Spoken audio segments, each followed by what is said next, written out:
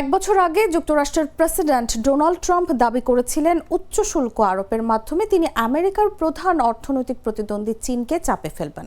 কিন্তু এবার তিনি চীন সফরে যাচ্ছেন অনেক কম প্রত্যাশা নিয়ে।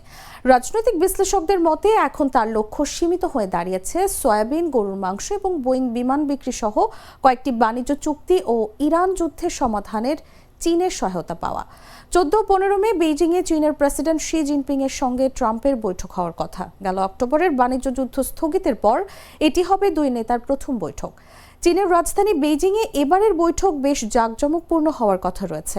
দুই নেতা এই শীর্ষ বৈঠকে অংশ নেবেন, ইউনেস্কো ঐতিহ্যবাহী স্থান ঘুরে দেখবেন, রাষ্ট্রীয় ভোজ সভায় অংশ নেবেন এবং একসঙ্গে চা ও মধ্যাহ্ন ভোজ করবেন। ট্রাম্পের সফর সঙ্গীদের মধ্যে থাকবেন ইলন মাস্ক এবং টিম কুকের মতো ব্যবসায়ী নেতারা। তবে 2017 সালে ট্রাম্পের বেইজিং সফরের তুলনায় এবারের ব্যবসায়ী প্রতিনিধি দল ছোট।